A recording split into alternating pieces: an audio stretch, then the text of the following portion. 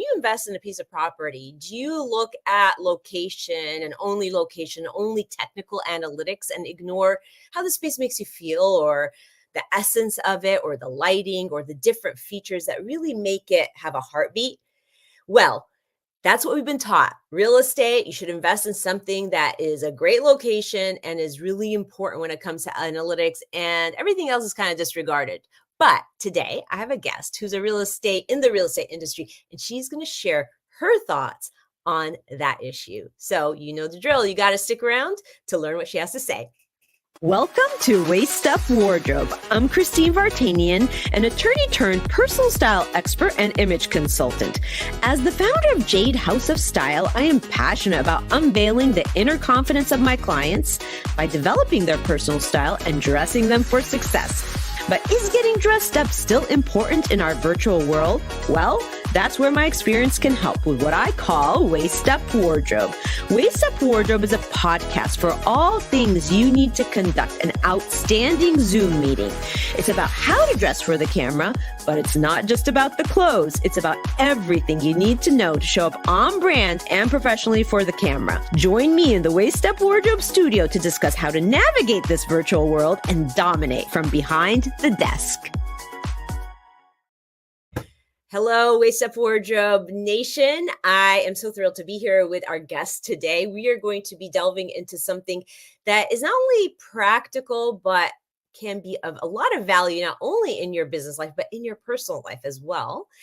And it's all about investments, and it's all about trying to really find your happy piece of real estate, whether it's an investment property or a personal property. So before I get started, I want to say thank you so much to Rick Moscoso, my super duper producer, who's always in the production room making everything possible. And I want everybody to remember that we are on iTunes, so you can listen to us while you're taking that stroll on the beach if you can't watch us, but we're always here live on Facebook at 11:30 Pacific time, bringing you a new fresh show. Every show has been fresh, and we have just hit 165 episodes today. So every episode is a new fresh take on something that is important to you as an entrepreneur, whether it's showing up on camera professionally or conducting your life, business, or personal. So we are very excited to kind of keep you well-rounded and be diverse so that we can bring you all those things and tools that make you really live your best life and enjoy it while you do it, right? So without any more talking, I'm going to brag a little bit about my guest today. Gladys Margarita Diaz is a bilingual Cuban-American residing in Miami. She's dynamic in figure in the world of real estate, very much involved in it, and has a lot of expertise in it. As an expert in property development and revenue optimization, she brings her Latina passion to the realm of profit by transforming spaces and your search into the emotional experiences that resonate with her buyers and enhances communities. Now, that's not something you often hear, that a real estate agent is really, somebody involved in real estate that cares about that passion piece, that how you feel in a property. So she is an architect, and she attended Cornell University. She's a knowledgeable, captivating speaker, sharing her wealth, and you're going to see that she is a very captivating individual, sharing her wealth of insights on real estate and property development. Most real estate professionals put their emphasis on location and price, as we all know, but Gladys works with individuals, and her emphasis is really on what kind of space do you want to create? That inside thing, that visceral feeling you have when you are looking at a space. So she is going to be a wealth of knowledge. Because of her architecture background, design elements are really important to her, and she likes to create a place that evokes emotional experiences. She likes to find those places for her clients, and she is definitely a visionary. And we're going to be talking more about all the things that she's done, but let's bring her up on the show right now. Hi. Hi, Gladys. How are you? It's a pleasure to have you here. Thank you. Thank you very much. It's fun. It's fun. It's supposed to be fun, right? It's supposed to Yeah, be a conversation about serious issues should really also be joyful, right? Because yes, there's always a joyful side to everything, even if it's exactly. technical, right? Hmm. Yeah. Exactly. So, Gladys, before we get into all your genius, I always love to introduce the audience to our guests in kind of an unusual way, and I'd love to ask you some this or that questions about you and who you are. Is that okay? Sure. All right. So, if I asked you North America or South America, what would you say? I'd say North America Oh, why? because I grew up here, and I Okay. think that this is a lot of fun, and it is the land of freedom. Like you create yourself. Yeah. And I grew up in Miami, which is the most entrepreneurial city in the United States, according to Forbes. Ah, And I come from a culture that's all about entrepreneurship and make it go right and make it happen. And I think that the United States primarily has all of the infrastructure to really be able to make yourself what you want to be, no matter where you come from or what you are or what you isn't that think the you are. truth? Yeah, isn't that the truth? Yeah, Hmm. we're very proud Americans, that's for sure. Okay, so I noticed that you have some, hair jewelry on. That is that a tiara? It's so sparkly. I love it. Tell me about that. Well, my girlfriend, her name is Diana Padroni, and she has a shop in Miami. It's called Mag Fashion Lounge, and they invite entrepreneurs who are ST shop people to bring their goods to the store and have like a booth, and basically they sell very crafted elements, and they're all from Latin America, a lot of her crafty people. And there's this one particular booth that I went to, and I thought I saw this and I'm like, this is me. Yes, And I also have to you have to remember that when you're a woman and you have hair that doesn't quite behave itself, there's always you want to capture it and go, okay. And hats used to be the solution, right? You could go to a meeting with a big hat and you were like really cool, but that's not in, and that's actually not very polite. So then I thought, okay, this works because it holds my hair in and it gives me a statement. And I think that we're all about making, your fashion says who you are. And that's that's right. You're a fashion maven, so you know yeah. what I'm talking about. Yeah. Yes, truly, fashion says who you are. I love the tiara. It's like you wear it like a crown and it's beautiful and dazzling. And this is a testament to there being room to be creative and think outside of the box. When it comes to accessorizing, you don't have to just, wear earrings or a necklace or bracelets. There are other ways to accessorize, right? And what you've chosen today is like it's had to be a talking piece. When I saw you, I'm like, oh, we have to talk about the tiaras because the tiara, I think women get a little bit shy to wear these headbands that are sparkly and have make a statement. But look at that. It totally elevates your look. It's great on camera because waist up wardrobe, right? And you're supporting a woman owned business and it is different. Not everybody has it. So there's many uses of the tiara, and I'm calling it tiara, but it is a headband, but it kind of Yeah. has that feeling, right? The feeling of a headband, tiara, crown, and let's face it, all women should have a crown, right? Yes, of course. Well, I think you have to remember that women used to wear hats to meet to be fully elegantly dressed. They used to Yeah, wear something on their head, right? yeah. And oftentimes, you can't wear a hat, like I said before. So what do you look for? You look for something that's going to be an accent, but I mean, obviously this is very, overt and very glam. But Perfect. yeah. Well, but there are others that are like plain and simple and discreet. And I grew up in the era. Do you remember the book Dress for Success? I've heard of it. Well, 1980s, hello. You Yeah. like you I moved to New York City and I was like, okay, I don't have the outfits for this.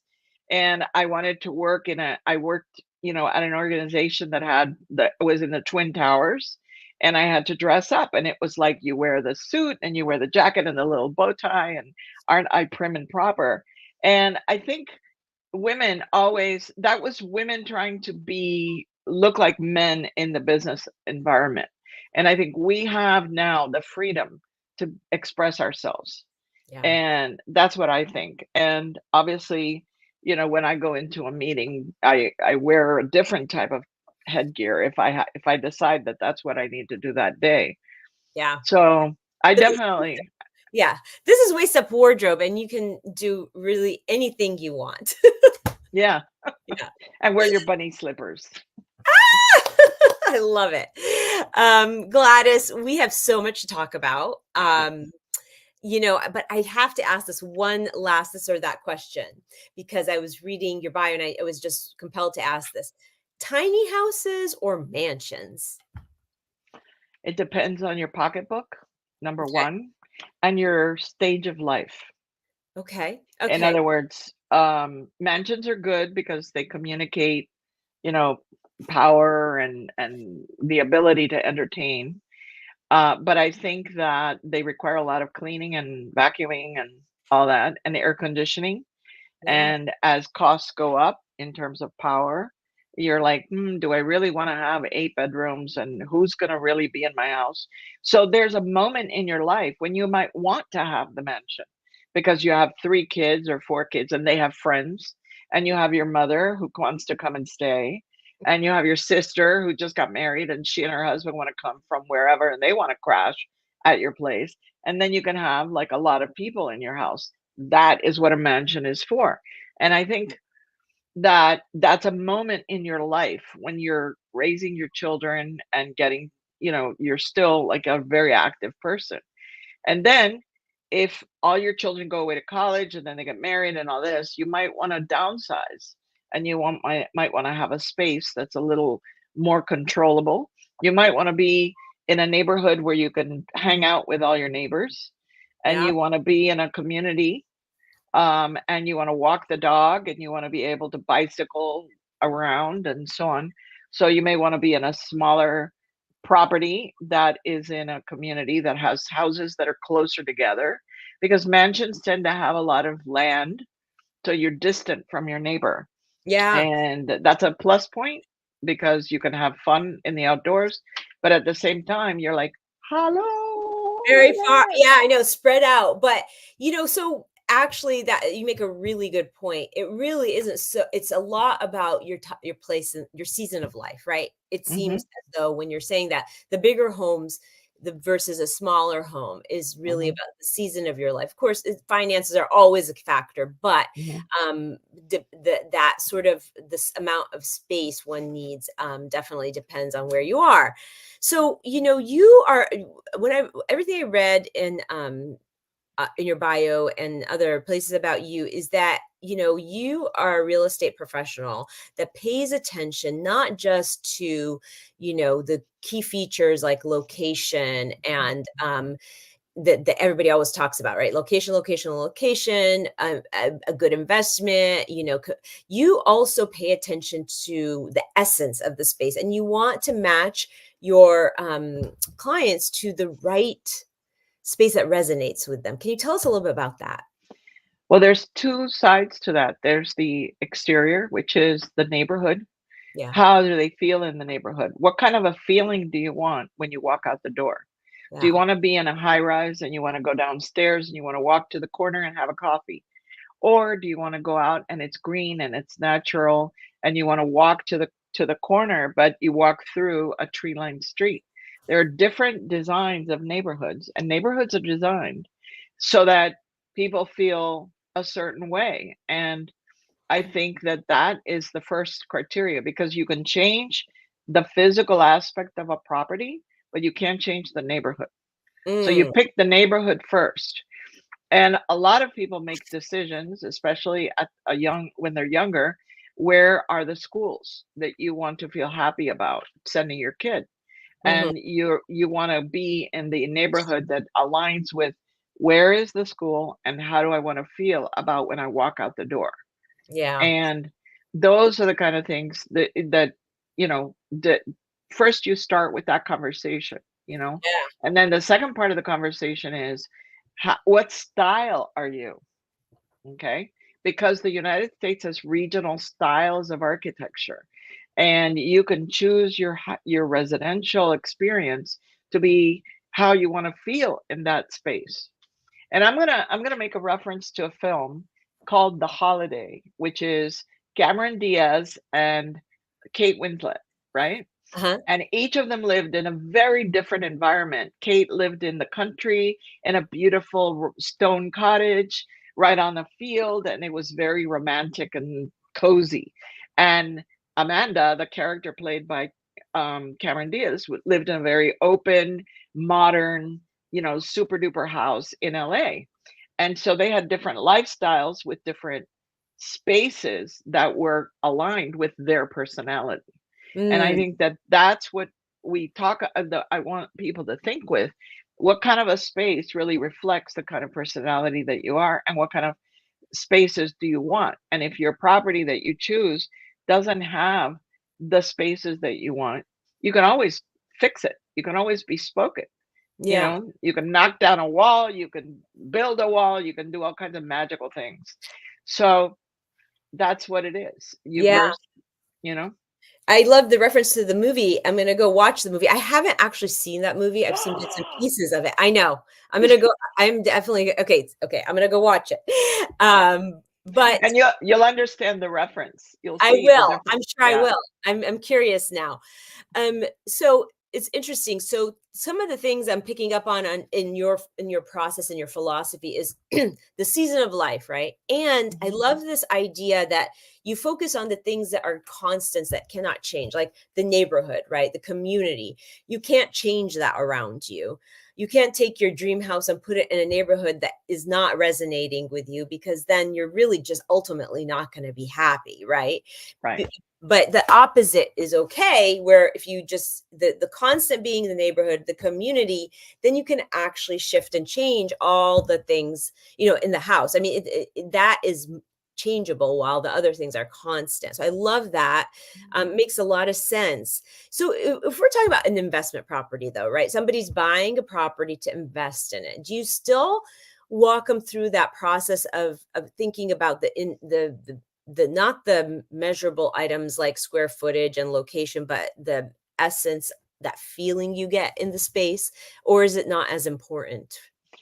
It is important. And I add another piece, which is basically this neighborhood is an expanding neighborhood and young families are moving here. There may be 5 houses on this block that look like really disaster, but Yeah. look at those 3 over there that are being remodeled. So young people are moving, or families are moving, or whoever you want moving into this neighborhood. So you're gonna feel like you're making an investment that's gonna have upside potential. That's Mm. number 1. You always have to look at the bottom line. I don't, no matter what. And you have to feel comfortable in that area, in that community, and you say, wow, I can sense that this is changing, that this is going to become really cool. And you have to take a look at the fact that if you have a rental property, you have to pretend that you are a tenant in that property, and you have to think, how do they feel living in this place? It's Mm. not how you feel, it's how they feel. Mhm. And within the boundaries of your budget, you make it the best possible space, because then you have less tenant turnover, which is expensive and painful in a lot of ways. And you Mhm. have people who take care of where they live. That's Yeah. what you want to do. You want people to say, wow, I'm really proud of this place. I really want to stay here.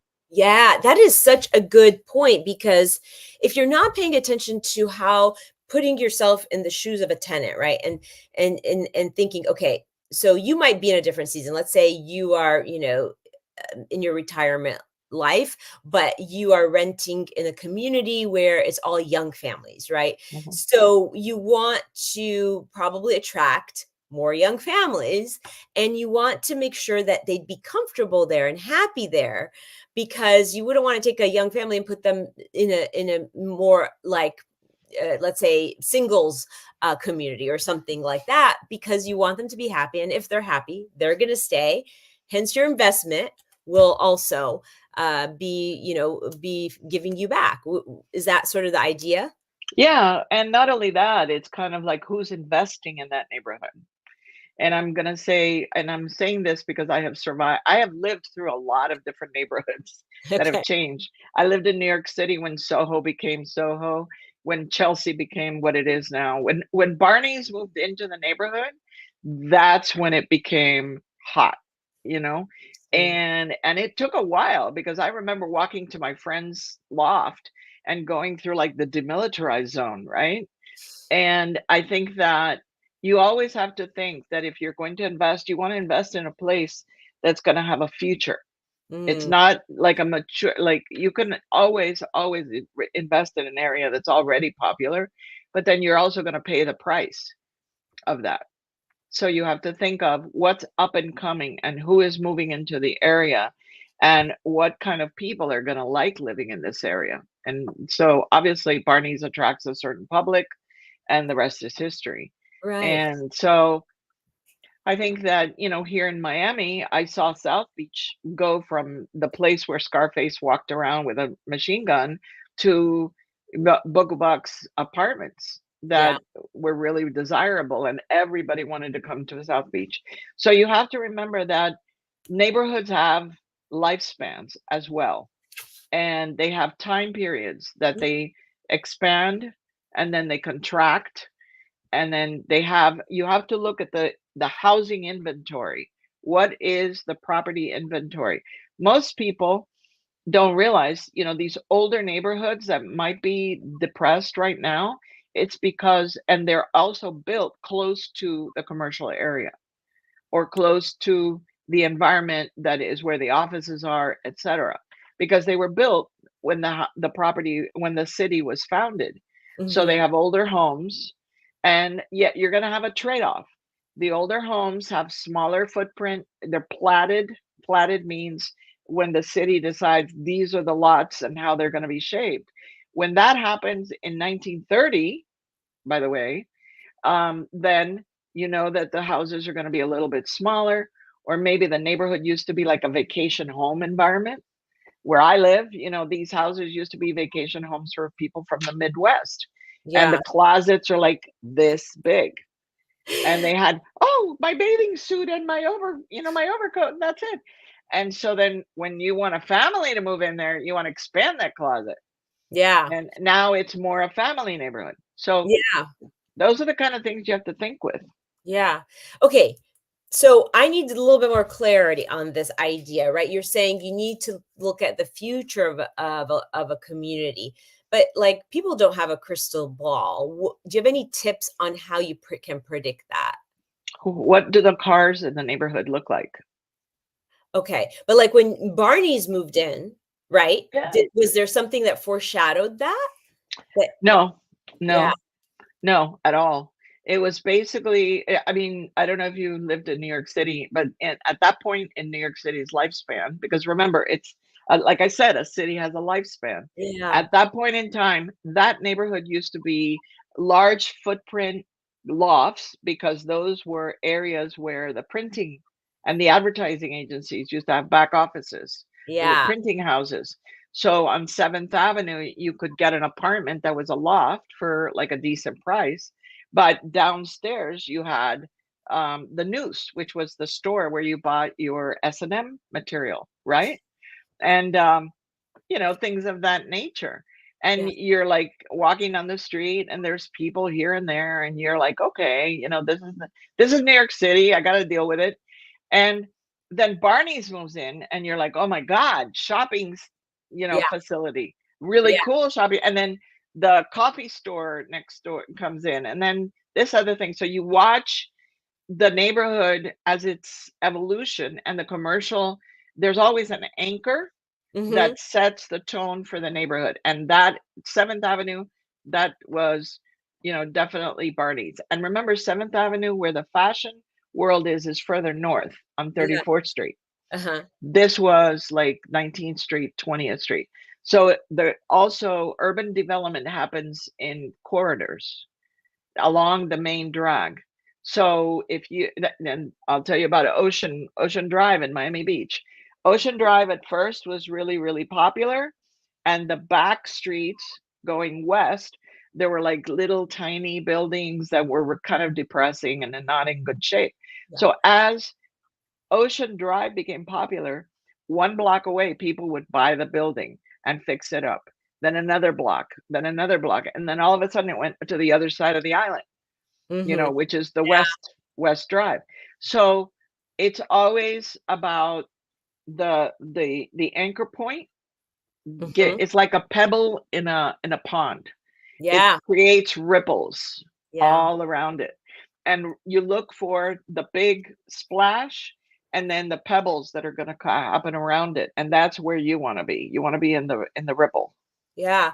Well, I love that. I love that you convey your ideas about a real estate investment with some of these key things like the anchor in the community, and that neighborhoods have a lifespan. That is so true. I even can say that for myself. I'm in California, so I'm in on the West Coast, Mhm. and I moved into a community 25 years ago where we were all young families, and now the community, and it's a very desirable location.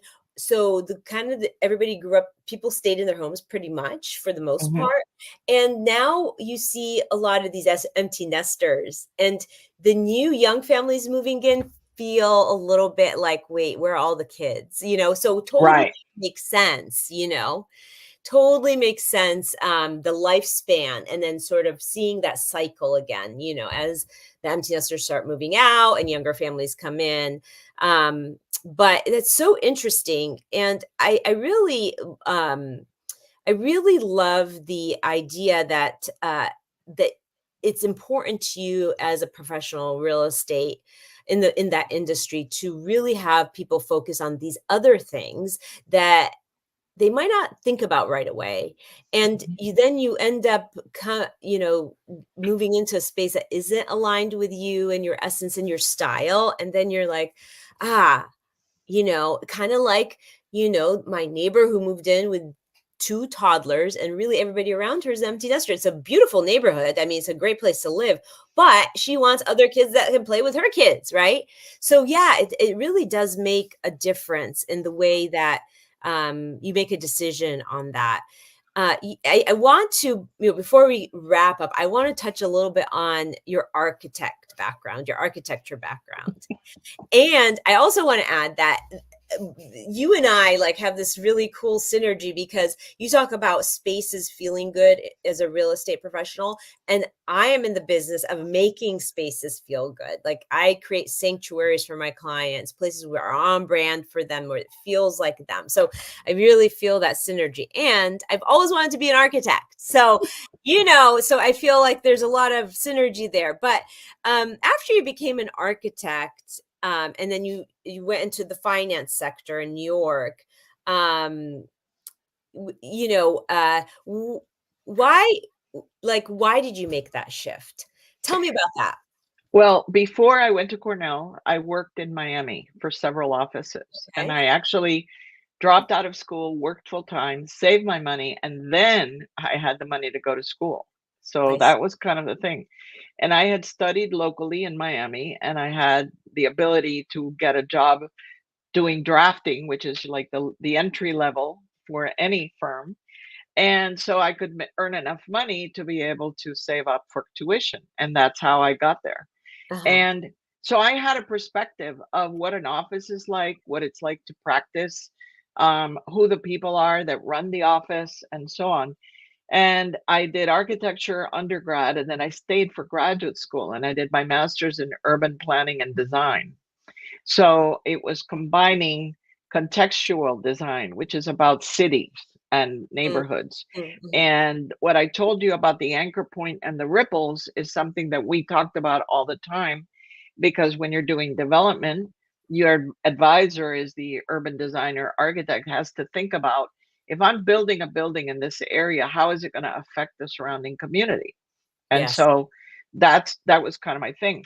And when I graduated, I thought, I don't understand business. I don't know anything about finance. And so I figured I can't afford to go back to grad school and get an MBA. So I'm going to work in places that are going to teach me what I want to know. And so I went to night school at NYU and I took a class in, finance, in real estate finance. And then I took my first job working in an agency that offered a management training program where I could learn how a public agency finances all of its projects. And I learned two words. I learned municipal bonds. And I thought, oh, I want to learn about that stuff. Where do you get the money to build your idea? And Yeah. so then I looked out my first job, by the way, was with the Port Authority of New York, New Jersey. And my office, I worked in the real estate department. And, the port actually owned all of the land on the Hudson River. So there was a whole waterfront redevelopment initiative and all that. And I could look down the window and I could see Wall Street. And I go, I'm going to go work there. Those people print money. I want to be there. You're a true visionary. You were a No, I'm true a, I'm a, I'm a, I'm a, not a hustler, but I'm really like I really want to go-getter. learn. You're a I'm a go-getter. learner. I like to learn. I like to learn. More And sneaky. I'm yeah. the same. So anyway, yeah, that's what happened. And I got jobs and I wound up working on the Latin America desk. I became a registered securities broker and I worked on the trading floor at Bear Stearns, which is like, the maximum you can do. Yeah. And I got hired because I spoke Spanish and because I had an Ivy League education, not because I had an MBA. Yeah. And I had the time of my life. It was Ah, fabulous. And I learned so much. And then I moved back to Miami to be with my family. And then I said, okay, it's time to start my own company. And I want to combine offering finance and real estate and design services. And that's a whole conversation that we can have at another time. But I I love it. think in present time, I'm going to tell you what I'm working on now. So all of this knowledge and all of these decades of information that I have in here, I wanted to create something and I connected with a guy who's an artificial intelligence expert. And I basically sat next to him at an alumni meeting and I highly recommend never go to a meeting without saying hello to everybody you meet. Hi, how are you? My name is so and so. So, what do you do? Oh, I have an idea for an app. So, bottom line is, we've been working together for 2 years. We now have an app that we're going to launch. And the idea is to basically create an application that helps the consumer do what I talked about, which is basically to identify and using computer imaging technology to help the person see the property before they go. There's the crystal ball. Yeah. Right. Wow, that's amazing. So if people wanted to connect with you, Gladys, can you tell us how they can, like if they wanted to connect and learn from you, is that possible? Yes. Okay. So LinkedIn is my communication venue of choice. So at GladMag, I'm on LinkedIn, Gladys Margarita Diaz Jordan at GladMag Diaz. Okay. And I would really appreciate and I would love it if people would go to the AI website and sign up for the wait list Okay. because we are going to be launching in about 2 or 3 weeks. And we have the first product that we have as a pricing app. We're launching locally first. Sorry, California. Please forgive me. But we're thinking of rolling it out very quickly nationwide. And I think that you're going to enjoy it. And so that one is called Astranest.ai. And Astranest means you find your nest in the stars. Yeah, I So love it. Wow, everything is so well thought out. Every time. And so, do you do any consults with people or strategy sessions, or do you have something like a checklist that you can offer a listener, just for them to kind of, think about all these things that you've explained to us? Do you have anything like I could share that. Yeah. Yeah, that would be Mhm. awesome. So with the hashtag real and shine, if you wanted to, reach out and be identified on Facebook, we put in the hashtag real and shine, and myself or Gladys will get you some really good information here that Gladys can really help you find or select and be selective. Maybe even you can learn more about her AI app. Okay, well, we always wrap up the show with the Waist Up Wardrobe weekly wrap up. And if you had one takeaway, Gladys, just one takeaway in one sentence for the audience from all your years of experience, what would that one takeaway be? If you're a person buying a property, look for a property that has a cottage. It's now called ADUs. Okay. Houses that were built in the 20s, big manor houses, usually had the exterior garage with an apartment upstairs for the Yeah. help. That is rental property. You always buy something that has the ability to create revenue for you. That is what I would say. Awesome. And can you give the audience, is there a tool? Maybe it's the app. I don't know, a tool where they could use, but I know it's not accessible to everybody, but we can still talk about it to help them figure these things out. Well, the tool that we're developing is a pricing app. So you type in the address of what you're looking for, Uh-huh. or it's something that you've seen that you like, and then the app gives you what should you pay for this. Mm, Okay, that's number one. We're also going to add features like, for example, if it has an ADU, how would that help in okay. terms of the revenue for the property? And remember that this is a new technology. We're kind of a work in progress. I have an incredible team of engineers that's been working with us, and I'm so proud. They came up with a solution in 1 week for answering questions from a customer. Wow. So Yeah. So how would people learn more about the app? they basically go to astranest.ai, and we're going to Okay. be posting stuff, and we're going to be changing it. Right now it's very basic because we've just been, working on developing the technology, Mm-hmm, but you don't launch until you've tested your technology and you know that it works, and that's mm-hmm, where we're at right now. mm-hmm, mm-hmm. And How would we Mhm. That's awesome. I'm going to direct people to Astranest. Here, nest.ai. I'll put it in the chat. Here, hold on. Perfect. Yeah, let's put it in the chat. And if you had one tip to give people, just one tip, what's the one superseding tip that people should know? I mean, we talked a little bit about, ADUs. That's kind of the takeaway, but how about a tip? um I have so many tips. Find, as women, Yes. okay, always find something that you can rent out later. Mm, Look for something, even if it's a small house or a triplex or a duplex, and you okay. develop that's the beginning of your portfolio. Mhm. Develop your portfolio when you're young.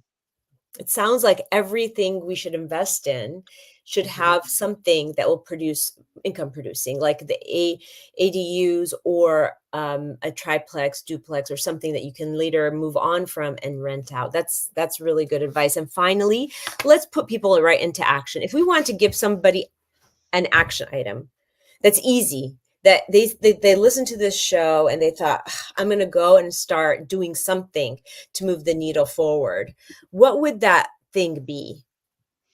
In terms of taking action, Yes. make it make a decision. Okay. Make a decision, get yourself informed, learn what market you are happy with and you're interested in and that makes you feel comfortable, and don't be afraid. Okay? Make a decision and don't be afraid. Fear is the ultimate paralyzer. And, always remember that you are a woman and you have to defend yourself and you have to protect yourself and be it for take care of you. I Yeah. mean, I think that you really don't realize that until you're later in life and you're alone for a long time, or you Yeah. always have to have, this is my stuff, makes my money, and then aren't you cute? Ooh, I'm gonna add you to my portfolio, you know. Yeah. You know, I I love your last soundbite here, because the work I do is for women, and it's to make them feel empowered and armored in life, whether it's dressing them from head to toe, supporting them, whether it comes to fitness, entrepreneurial information. I feel, again, there's a really good resonance there. And I love that you ended with that by saying that as a woman, you need to figure it out and take care of yourself. And of course, we all have people in our lives that love us, and but we have to do it for ourselves, right? Because we need to feel that power and that empowerment. So I really appreciate all this. This is so amazing. I would love to have you back on the show, or somehow connect again. Thank you for giving us all this really interesting knowledge. I think the biggest takeaway for me is this idea that if you're going to buy a property, especially as a woman, that you look for something that can also have this income producing piece, which I think is so genius. So thank you for that. And there you have it, Waist Up Wardrobe Nation. Thank you, Gladys, for being here. Thank you for showing up for another episode of Waist Up Wardrobe, or listening to the replay, or listening to us on iTunes, because we're there too. And please join us next week again for another fresh show at 11:30 Pacific time on Thursdays. We're always here making the entrepreneurial world better, hopefully, and giving you as much information as you can to learn and grow and to make sure you're living your best life. So join us next week and bring a friend.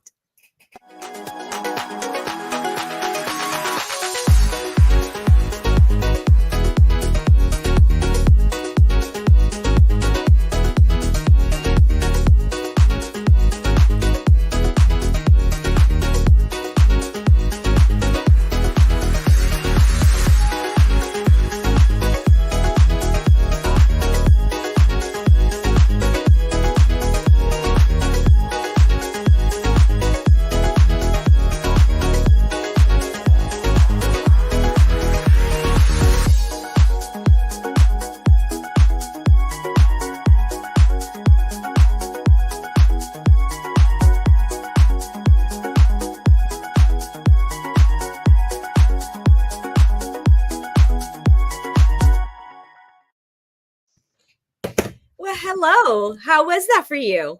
It was fun. Yeah. It was really fun. Yeah. Do you go on a lot of podcasts, Gladys? Yes. Well, lately I have. Yeah. Obviously, yeah. I used to teach, and so basically I had 70 students in my class. It was an undergraduate required course at Cornell. And I used to live in Miami and commute to Ithaca because I was visiting faculty. Yeah. Wow. And I used to teach the students affordable housing finance and how to put together the lending for developing multifamily and single family affordable housing, and how to get funding from the government and all that. And so I got used to standing in front of a crowd of 70 people that were, 20 years old, you know how they are. And a lot of them were hockey players, and they were really funny. And so a lot of friends of mine said, well, why don't you do speaker training? And, you can teach. Not only can I speak about real estate in English, I can do this whole podcast in Spanish. Yes, of course. And so I'm a member of NAREP, which is the National Association of Hispanic Real Estate Professionals. I'm going to be in San Diego in about a couple of weeks, 3 weeks. Yeah. Where do you live? I'm in Newport Beach, California. It's Orange County. So I'm only an hour and a half away from San Diego. So I don't know, maybe we should connect. I would love to sit down and talk with you more. Yeah. So, and I really want to say that, I didn't bring this up, but people looking for properties, look at older neighborhoods. Like your neighborhood was developed when? What year? It was developed 25 years ago. So that would be about 1999, 1998. Okay, so it's a relatively young neighborhood. Yeah. But the neighborhoods that I'm talking about that have ADUs, that have already, the carriage houses in the old, sort of 1920s, 1930s, 1940s houses that have an exterior garage with an apartment above. that kind of world. You want to live in a mansion, but you want to have that backup. Yeah. I mean, in my neighborhood, I live in Coral Gables, which was built designed and developed in 1925, 26. It was Mm, incorporated in 24, I mm. think it was. Yeah, we're gonna have 100 years pretty soon. Wow. That's a I live in a 100-year-old house, which is built in 1924, and wow. it's Spanish style. It's very California, like the Hollywood Hills, those Yeah. teeny weeny houses, that thing. Yeah. Yeah.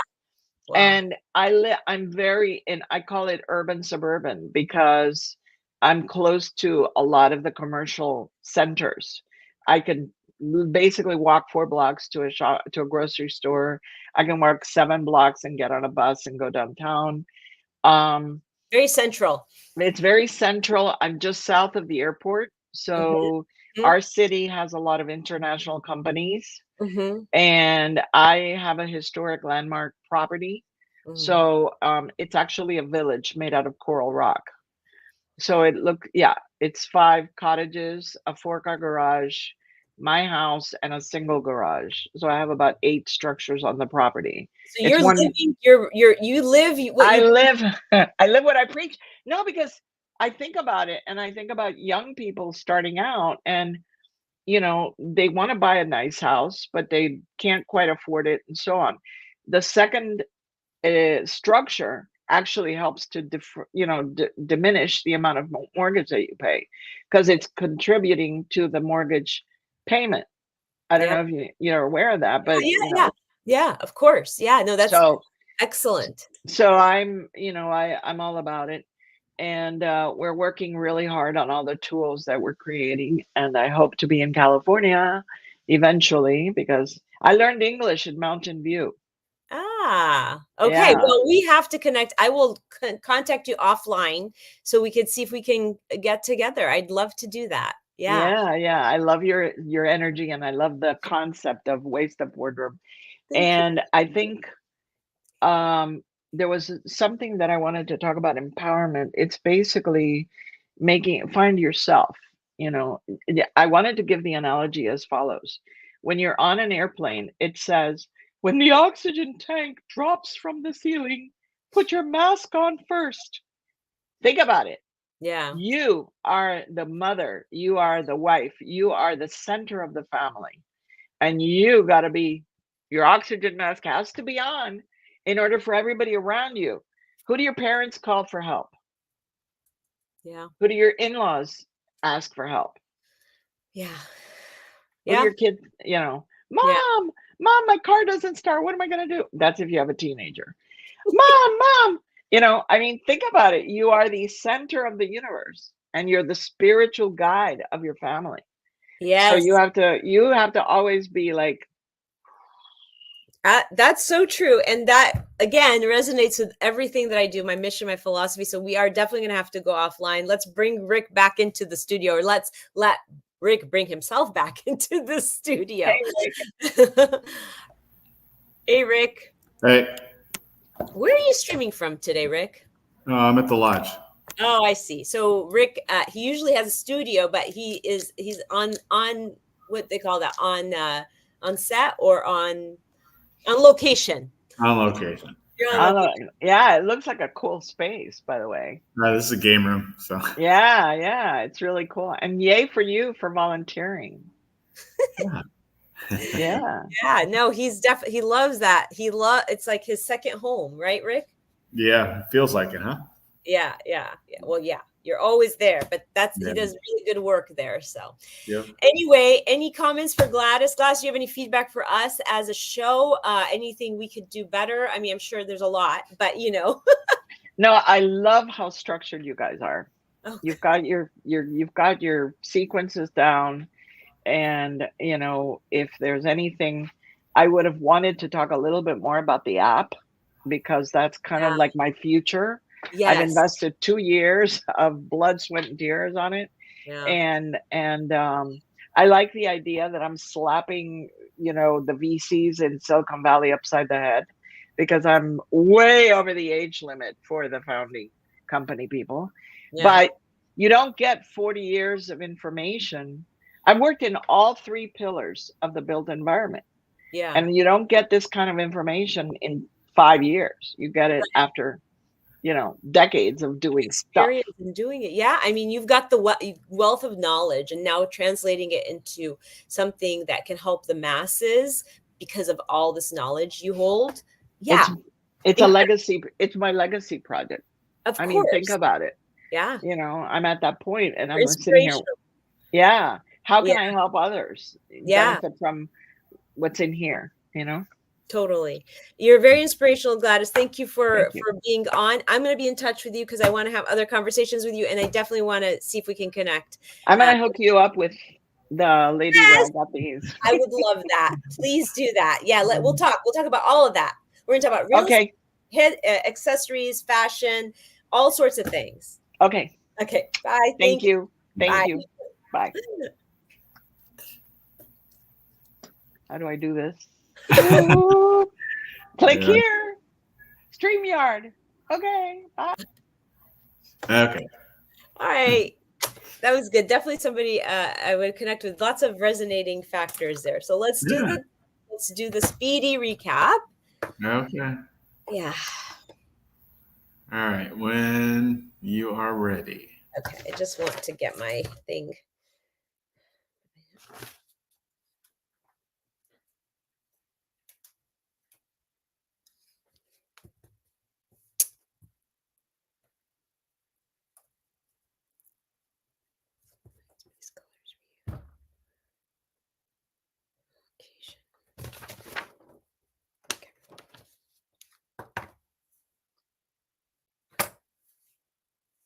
Gotta get the hair right. Okay.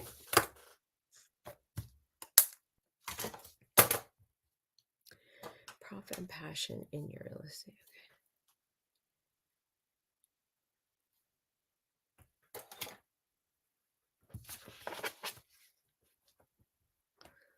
So that you can make a sound investment.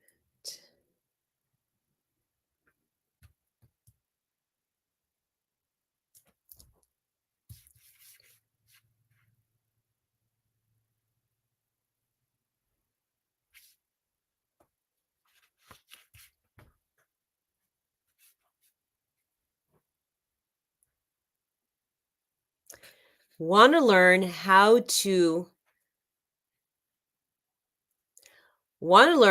to identify the kind of space you should invest in real estate for either want to learn how to identify the piece of real estate.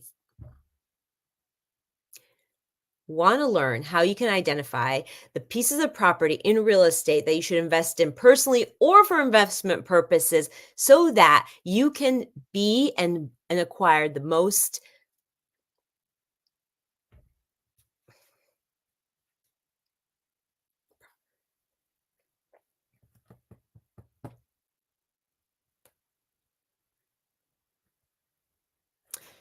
when you invest in real estate. Is profit in the investment the most important thing you should be looking at?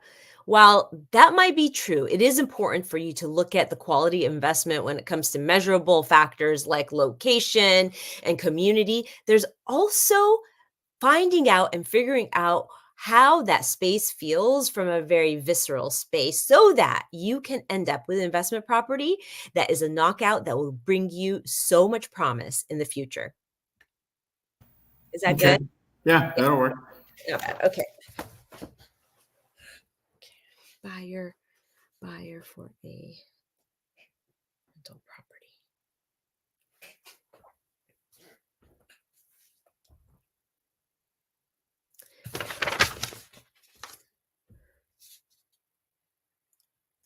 In Waist Up Wardrobe, episode 165, Profit and Passion in Your Real Estate. I'm going to start over again.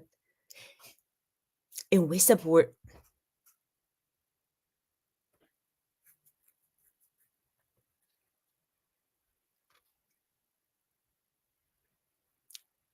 In Waist Up Wardrobe, episode 165, Profit and Passion in the Real Estate that you invest in, the Waist Up Wardrobe weekly wrap up in a nutshell boiled down to this. The main takeaway is our guests that gave us this genius piece of takeaway, this genius nugget, and that is when you're investing in your property, look into properties that have ADUs, those pieces of properties and buildings that you can actually rent out as passive income.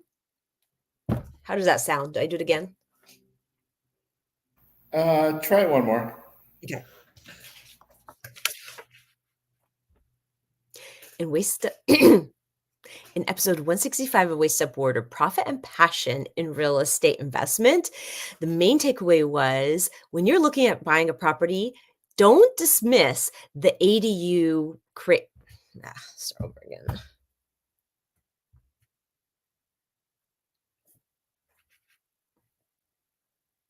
In episode 165 of Waste Up Wardrobe, Profit and Passion in Your Real Estate Property, the main takeaway was make sure that when you are looking at properties, don't discount the idea of acquiring a piece of property that has an ADU, because that can be great passive income.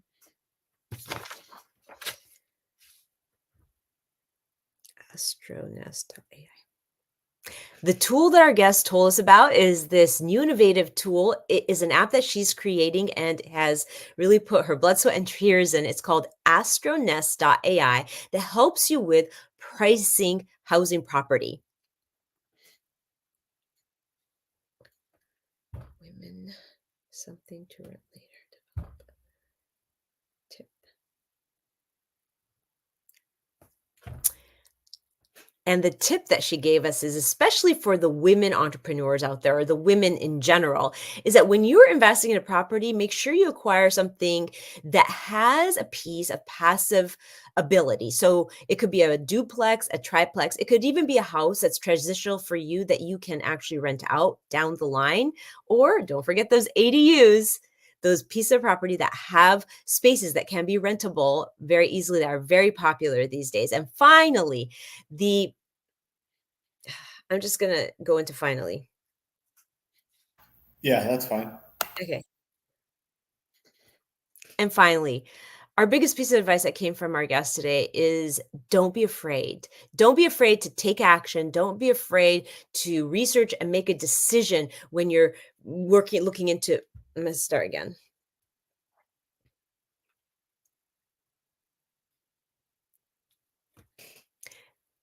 And finally, the action item is don't be afraid to explore investing in real estate property, but think about the things that we talked about. Think about the passive income, think about how a space feels, and put yourself in the shoes of a possible renter. Will they be happy there?